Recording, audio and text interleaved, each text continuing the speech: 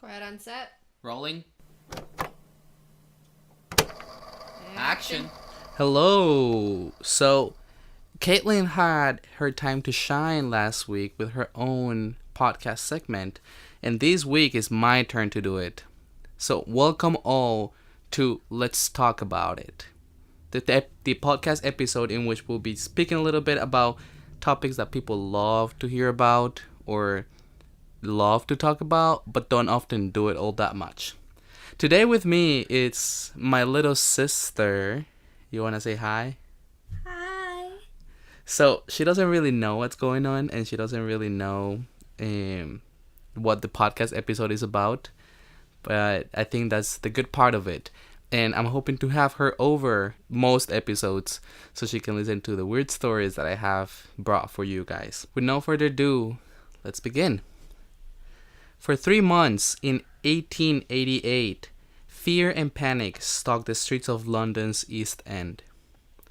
Although some believe the true number to have been 11, during these months, 5 women were murdered and horribly mutilated by a man who became known as... What kind of serial killers do you know? Do you know any serial killers? I like listening to stories of murder, but I know this girl named Jennifer. She killed her parents, and then the Hello Kitty case that was I don't remember their names, but I know several. I just don't know the names. Alright, so maybe, and just maybe, you do know about this one that we'll be talking about today. So let me say that again. During these months, 5 women were murdered and horribly mutilated by a man who became known as Jack the Ripper. I think I've heard about it, but I'm not sure. Whitechapel in the East End was like a festering sore in the face of Victorian London in the late 19th century. The overcrowded population lived in hovels, the streets stank and filth and refuse, and the only way to earn a living was by criminal means, and for many women, prostitution. The only relief for this miserable life was a bottle of gin bought for a few pence to give blessed oblivion. The terror started on August Friday 31st, 1888, when the body of Mary Ann Nichols, age 42, was found in Bucks Row, now called Durrell Street.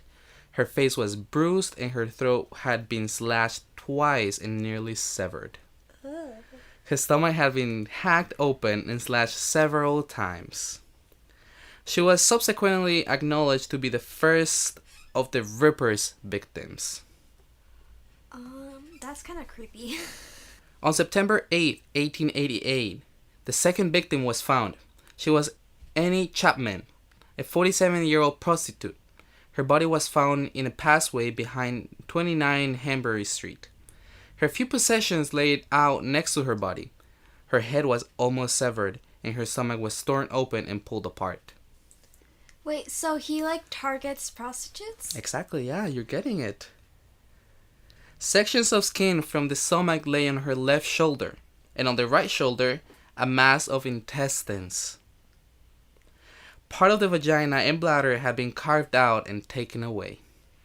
Why does he do that? What's the purpose? What joy does he get out of doing that?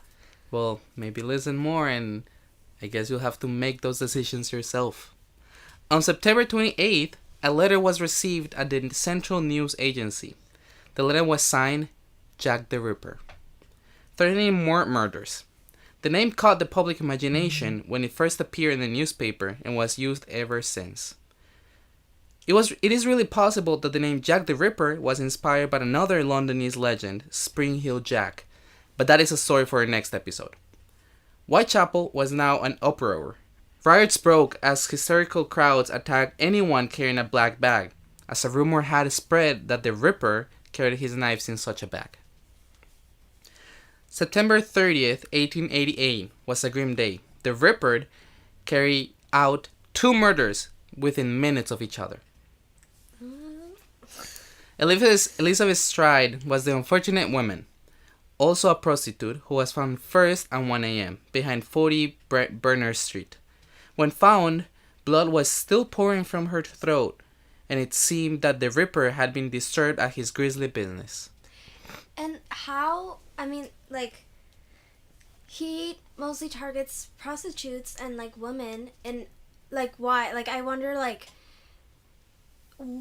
what is something that made him take that decision to, like, kill so Only many kill prostitutes? women? Yeah. So, the thing with Jack the Ripper, as you'll come to find out later, is that we don't really know who he is or who he was. Yeah, I was also wondering, like, how old is he? Is he, like, a college student, or is he, like, a grown man? There is a couple people that might have a reasoning, but I will talk about it in a little bit longer. At 1:45 a.m., the body of Catherine Eddowes, 43, was found just a few minutes walk away in an alley between Mitre Square and Duke Street, now known as St. James Passage. Her body had been ripped open and her throat slashed. Both eyelids had been cut and part of her nose and right ear were cut off. The uterus and left kidney were removed, and entrails were thrown over the right shoulder. I noticed he likes, like, taking apart parts of the women's body, like the uterus and, like, the, like, kidneys and stuff. And that's actually something that comes up later on with the suspects of who Jack the Ripper could have been. Like, not anybody can do that. Like, that's actually pretty hard. A trail of blood led the police to a doorway nearby where a message had been chalked. It read, "The Jews are not the men to be blamed for nothing." For some inexplicable reason, the head of the Metropolitan Police, Sir Charles Warren, ordered it to be rubbed out. So what could have been a valuable clue was destroyed. So, since, like, you said that, like, not many people can do that, and I was like, wait, so he could be, like, a doctor, like a surgeon? Ooh, look at you. You might just be going the right way. So, mind you, I was in London for a whole semester, roaming the streets that Jack the Ripper roamed one day. Oh, wait, so, like... And I did go to Whitechapel. Oh. The horror of the double murder gripped London. Rumors now began to circulate. The Ripper was a mad doctor, a Polish lunatic, a Russian extractivist, and even an insane midwife. Another letter was received by the Central News Agency in which the Ripper said he was sorry he had not been able to send the ears to the police as he had promised. Catherine Eddowes' left ear had been partially severed. On November 9th, 1888, the Ripper struck again. Mary Jeanette Kelly was the youngest of the women murdered. She was just 25 and an attractive girl. She was found in her room at Miller's Court, which ran off Dorset Street, now Duval Street. Mind you, I want you to notice that she was murdered in her own bedroom. She is the only one of them all that was murdered inside her own house. The rest of them were on the streets. Mary, or what was left of her, was laying on the bed. The scene in the room was appalling. The rent collector who found her said, "I shall be haunted by this for the rest of my life." Mary's throat had been cut out, her nose and breast cut off and dumped on the table. Her entrails were draped over a picture frame. The body had been skinned and gutted, and her heart was missing. Oh my god. The panic and public outcry caused by this murder led to the resignation of Sir Charles Warren, Chief of Police. Mary was the last of the Ripper's victims. His reign of terror had ended as suddenly as it began, and for 100 years, various names have been suggested as the killer of these women. So who was Jack the Ripper? Numerous names have been suggested, and now we shall discuss some of them. As you said before, it could be a doctor, or it could be like someone young. Like plastic surgeon or somebody like... I was thinking because, like, not a lot of people can just, like, take, a woman's heart out or, like, uterus and stuff. Definitely. And with that, we start with our first suspect. The first suspect we have is William Henry Bury. Bury was born on May 25th, 1859 and died on April 24th, 1889, just a few months after the Ripper's sudden stop. Bury was hanged in Dundee, Scotland for the murder of his wife Ellen. First suspected in 1889 due to the similarities between his wife's murder and the canonical five Ripper victims.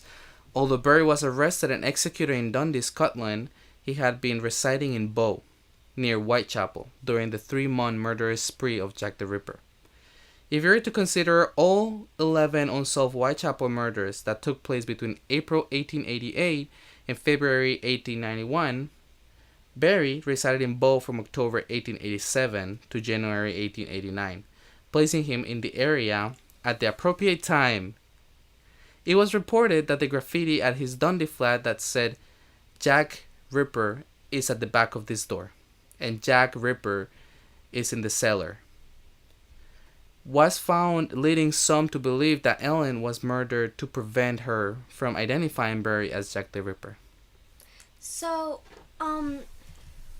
why, like they never knew who he was? Like, he just, went, he started killing a bunch of people. And then he was, stopped 3 months after. He, showed, he even, sent stuff to the police, and they just, never knew who he was, and they just have to guess now? Guess? Pretty much, yes. Find people they think it is? I mean, there is not much evidence for any of the suspects. There is a couple that I say for the end that for me are the most interesting. Okay. But as I read them, you realize that any of these people could be. Although Berry pleaded not guilty to his wife's murder, 2 days before his execution, Berry confessed to the Reverend that he had killed his wife, and that the urging of the Reverend, he wrote a confession which he asked to be held back until after his execution. Berry confessed that he had strangled Ellen during a drunken row, then had attempted to dismember her body for disposal, but was too squeamish to continue. This tells us that he was not capable of actually dismembering a body. Although his confession does not match expert testimony from the time, his confession just days before his death to a reverend that he asked to be held back until he was dead can be seen as a confession of his sins. He did not mention being Jack at any point during his confession. I would like to know, did the police have any clues? What were their main clues? You'll see those a little bit later on in some of them, because not all of them have direct correlation with the cases themselves. Okay. During the Jack the Ripper investigation, a detective was sent to interview Berry in Dundee, and although he was investigated, Berry was not considered to be a viable suspect. Our second possible suspect is Montague John Druitt, born on August 15, 1857. And died in early December 1888 at his 31 years. Again, soon after the Ripper suddenly stopped. Druitt's body was found floating in the River Thames. I went to that river. I was on a boat on that river. Oh my god. Although there is very little evidence to implicate Druitt, he is considered by many to be #1 suspect in the case. The son of a medical practitioner, Druitt fitted the assumption of the detectives at the time that due to the gruesome disembowelment and removal of organs, Jack the Ripper would have had the skills of a physician or a butcher. The suspicion fell on Druitt after the memorandum of Macnaghten, who investigated the Ripper killings for Scotland Yard, became public. The memorandum read, "A doctor of about 41 years of age, and of fairly good family, who disappeared at the time of the Miller's Court murder, and whose body was found floating in the Thames on 31st December, 7 weeks after the said murder. The body was said to have been in the water for a month or more. From private information, I have little doubt but that his own family suspected this man of being the Whitechapel murderer. It was alleged that he was sexually insane." Although Macnaghten did incorrectly age Druitt as 41, given that he was only 43 at the time of his death, it was clear that Macnaghten was implicating Druitt due to the details of his suicide. His suicide and the timing of these is the main reason Druitt is the suspect. There is little to no evidence of Druitt being the Ripper. Druitt resided in Blackheath and had no connection to Whitechapel. His only connection to the Ripper case is the one made by Macnaghten, given that he's a son of a doctor. Okay, so that makes him a big more of Yeah, like he could something. have the skills, perhaps. Yeah. Next up on the chopping board is James Maybrick. Maybrick was born on October 24th, 1838, and died on May 11th, 1889. Once again, following the ritual of dying soon after the Ripper's disappearance. Maybrick is suspected to have died from arsenic poisoning. His wife, Florence, was arrested, convicted, and then released on re-examination of her case. So, the Ripper, he, as you said, he like mostly targets prostitutes. Is that because like he like sexually assaults them like before he kills them? He was actually not sexually assaulting any of these prostitutes. really? He was just killing them, yeah. Oh, that's insane. Which is because actually really surprising. I would have thought he'd done something like that because he like, yeah, like they're Like if you're prostitutes. targeting prostitutes, Yeah. it would make sense. But no, it was not happening. Maybe he was not considered a suspect at the time of the murder or even mentioned in the Ripper case until more than a century after his death. Not surprisingly, as he was a con merchant residing in Liverpool. In 1992, not that long ago, a diary surfaced taking credit for the slaying of the 5 Ripper victims, as well as 2 other murders. Although a name is not mentioned in this diary, it is widely accepted due to the references and hints throughout that this was Maybrick's diary. Then, in 1993, a gentleman's pocket watch was discovered. This pocket watch had J. Maybrick scratched on the cover alongside the initials of all 5 Ripper victims and the words, "I am Jack." The watch was made in 1847 or 1848, and testing was proved that the engraving outdates the vast majority of superficial surface scratches on the watch, and although the engraving cannot be conclusively proven, it is considered to be of substantial age. The diary and the watch are the only 2 connections to the Ripper murders. Although the watch has some credibility in regards to its authenticity, the diary evidence is surrounded by doubt. Firstly, questioned was the discovery of the diary, as the story changed from it being given to him by a friend to being handed down in his wife's family. The diary itself is a genuine Victorian scrapbook, but 20 pages have been turned out. The handwriting style had been questioned due to its seeming more than 20th century than Victorian, and the ink has been tested numerous times to no solid conclusion. Since the discovery of the diary and the pocket watch, it is thought that his wife, Florence, had discovered that her husband was Jack the Ripper and decided to put an end to his life to stop killings. However, this is a rumor and there is no evidence to support the theory. It's incredible how he just left and left absolutely no evidence that could help them out more. Like, that's just insane. He did it good. Like, Yeah, he did it good. He was like, I'm gonna do my job, and if I'm gonna do it good. Now, it is time for Mr. Walter Richard Sickert. Born in May 31st, 1860, and died on January 22nd, 1942, at his 81 years of age. This is the first suspect that went on to have a life beyond 1889. Sickert was a British painter who took inspiration from the Ripper case. He believed that he had lodged in a room once used by Jack the Ripper, as his landlady had suspected a previous lodger to be the infamous Jack. For 70 years, no one mentioned Sickert's name in connection with the case until an author, Stephen Knight, claimed that Sickert had been an accomplice in the murders due to information gained from Sickert's illegitimate son, Joseph Gorman. The real interest in Sickert as the Ripper came in 2002, when crime novelist Patricia Cornwell stated that she believed Sickert was the Ripper. Cornwell has purchased 31 of Sickert's paintings in the search for DNA evidence and has claimed that she was able to prove that mitochondrial DNA connected Sickert to the Ripper letter. The issue here is that other than the claims of Cornwell and Knight, there is no evidence that suggests that Sickert was anything more than an artist inspired by the dark and sadistic Ripper case.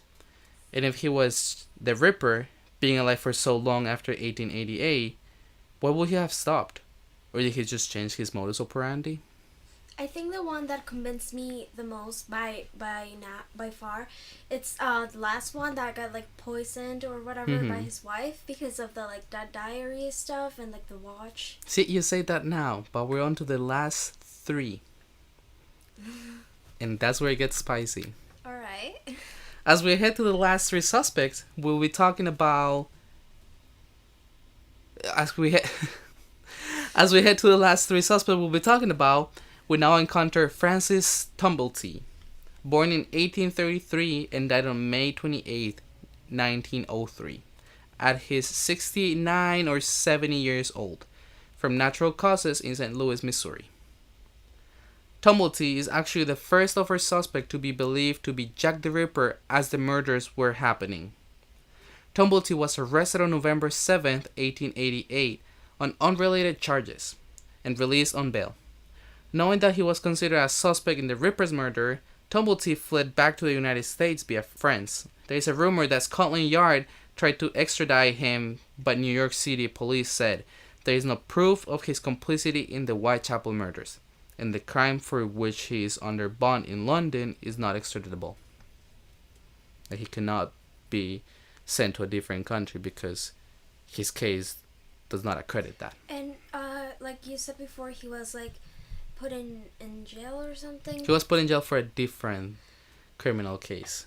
And that's why he was believed to be Jack the Ripper, because of his background. It doesn't seem clear why Tumblety was suspect at the time, apart from his previous criminal record and his misogyny. His appearance was not similar to the description of any of the white eyewitnesses' testimony, and there is no concrete evidence he even visited Whitechapel. It is claimed that Tumblety collected uteri, but his allegation was made by an unreliable witness who was a known practical joker, and the allegation had only been made after the press linked Tumblety to the murders. But I think that just because he like had a criminal record, like it's not really good proof. Definitely not. There's so many criminals out there. Yeah, like that makes no sense.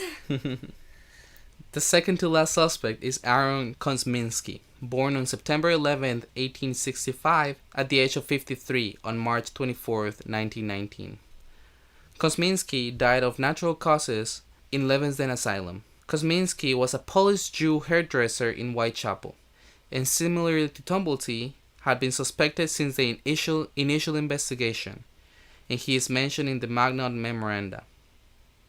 He was also considered a suspect by the majority of the officers responsible for the Ripper case. By February 7, 1891, he was certified as insane and taken to an asylum.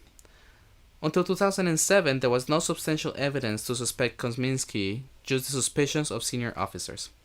However, in 2007, a shawl, which is like a scarf, purchased at an auction will reignite the suspicion of Kosminski. The shawl is alleged to be of that found laying on the ground near the body of one of the Ripper victims. It had been handed down by a senior officer's family, and then in 2007 it was sold at an auction to Russell Edwards, who saw an opportunity. The shawl still contained traces of blood and other genetic material. Edwards contacted Dr. Jerry from Liverpool John Moores University, who tested the shawl and formed a connection between distant descendants of Eddowes, one of the victims from the Ripper, and Kosminski. There was only suspicion prior to 2007. No evidence was found connecting Kosminski to the Ripper case prior to this.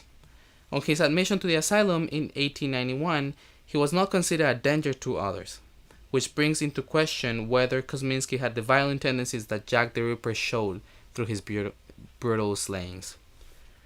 The 2007 evidence has also been open to criticism, which claims that the evidence isn't strong enough to declare that the case was closed. The new paper published by Dr. Jerry does not include key details on the specific genetic variants identified and compared between DNA samples.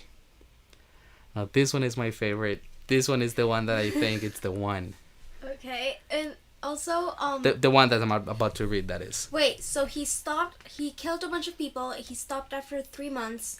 Is that because he died, he just didn't want to? Or do we just not That's know? why I think the next one is the one. Just hear me out. The last suspect we have today is Joseph Barnett, born in 1858 and died on November 29, 1926, at the age of 68 from natural causes. Joseph Barnett has one of the strongest motives of all of the Ripper suspects. He lived with Mary Kelly, the last of the 5 Ripper victims. He was rumored to have been in love with Mary Kelly and was fed up with her prostituting herself to other men. He believed he could support her and did so for a while until he lost his job in June 1888, the year of the murders. Mary Kelly then returned to prostitution. It is thought that Barnett had tried to scare Kelly away from this line of work through the Ripper murders, but did not succeed. 10 days before her death, Barnett and Kelly had an argument, which resulted in Barnett moving out of the property. Mary Kelly was found brutally murdering her bed in a locked room. It was the most brutal of all the canonical 5 murders, and was the only one that did not take place on the street. It was also the last, which will explain why the killing ceased after her murder. His physical description and appearance also fit the number of the eyewitness reports. Although Barnett fits the FBI profile and the physical description, there is no evidence, just a strong motive for the murders, which is all speculation. But allow me to believe that in his case, it all comes together. It just makes sense. I am 100% sure that is the one. And also at the beginning, I was kind of questioning, oh, so since that's the only woman he killed, not in the streets, in her house. They used then to that live they together. must know each other somehow. So that it's really clear for me that is the one. So just to put it in easier words, he liked her. She was prostituting herself. He tried to scare her by killing prostitutes. She did not get scared. He killed her. Then he stopped. So his main point was all because of her. So he killed all those people just to scare her from that industry, just because he did not like it. So can we both agree that we believe him to be the one? Yeah, 100%. I'm really sure about that. Now that we have all the information of the murders and the suspects, who do you guys think is the murderer? Jack the Ripper. Do you have anything else to add? Well, I never heard this case before. It's really interesting, and I think what makes it more interesting is that there's no right answer. You can make your own speculation about it because nobody knows, and I feel like nobody will ever know. As sad as it is, I feel like we can all play spies and detectives in this case. Yeah. Because we're probably not gonna know what's right ever. That is creepy. That just blew my mind. And with that, we conclude today's episode of Let's Talk About It. I hope to see you soon next week as well. Well, 2 weeks from now, as Kate will have her episode next week. But I hope you all enjoyed it. Did you like it? I loved it. I think it's really fun. Do you want to come back? Sure. So, I'll see you guys next week. This was it for me today. Have a good night. And cut!